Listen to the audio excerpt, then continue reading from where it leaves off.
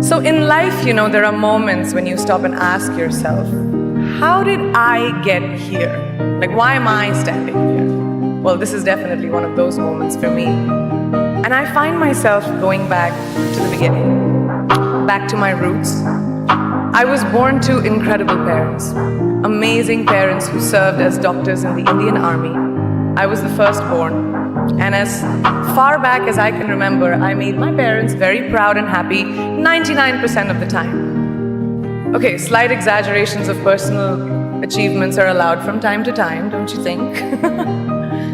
My brother was born a few years later, and even then, nothing changed for me. We were both given equal opportunities, and I want to emphasize this. I want to really emphasize this for you because I don't think a lot of people might understand that being equal might seem very normal. But where I come from, India, and a lot of developing countries around the world, more often than not, this is an exception. It's actually a privilege. My first experience of the glaring disparity between boys and girls came at a very, very young age. I grew up in a middle-class family with extremely philanthropic parents who constantly reminded me and my brother how lucky we were and how giving back to those who were less fortunate was not a choice, it was a way of life. Simple. I was 7 or 8 years old when my parents started taking me on these visits in a traveling clinic to developing communities around and villages around the city that we lived in called Bareilly.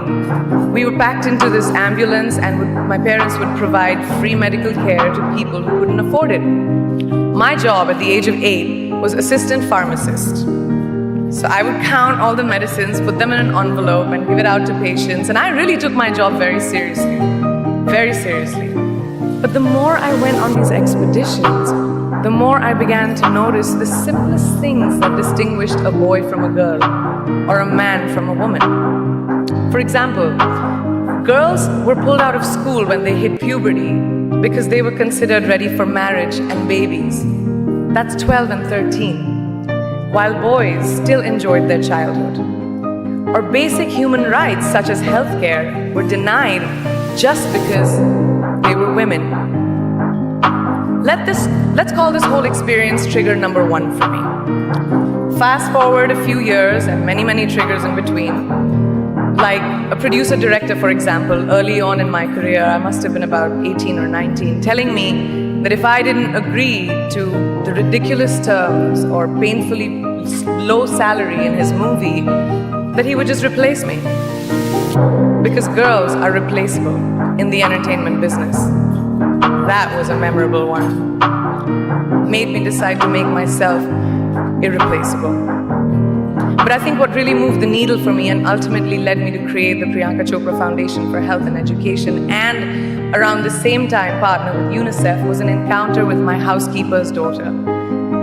About 12 years ago, I came home from set early one day and she was sitting in my library reading a book. And she must have been 8 or 9 years old, and I knew she loved reading. So I asked her, I was like, it's a weekday, why aren't you in school?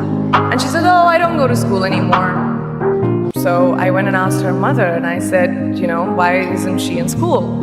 And her mom said that her family couldn't afford to send her and her brothers to school, so they chose the boys.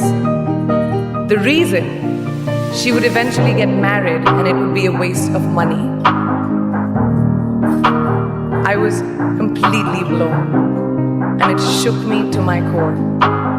Eventually, I decided to cover the cost of her education so that she could continue to learn, because education is a basic human right.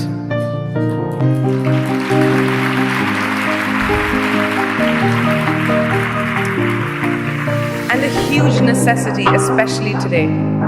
From that point on, I was determined to make a difference in as many children's lives as I could, in whatever big or small way that I could contribute. There's a really, really beautiful quote that I read recently, and I think it's absolutely appropriate to explain what I'm trying to say today. The hand that rocks the cradle, the procreator, the mother of tomorrow, a woman shapes the destiny of civilization. Such is the tragic irony of fate that a beautiful creation such as a girl child is today one of the gravest concerns facing humanity. Girls have the power to change the world. It is a fact, and yet today, girls are more likely than boys never to set foot in a classroom, despite of all the efforts and progress made over the last 2 decades. I'm just going to give you a stat, more than 15 million girls of primary school age will never learn how to read or write, compared to 10 million boys. Primary school, it's the beginning of our future. Over the last 11 years, I have witnessed firsthand the incredible work that UNICEF does for children around the world, especially victims and survivors of child marriage, displacement, war, sexual violence. But there is still so much work to do. And for me, that is the fuel to my fire.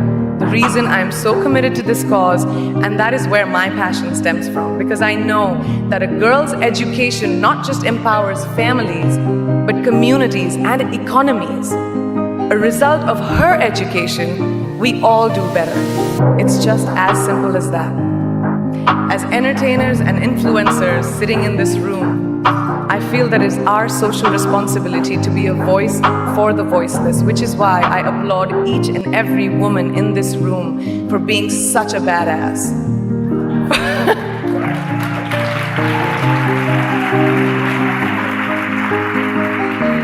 For using your platform and your voice to contribute to change, and for ensuring that there is not even one lost generation as long as we are alive.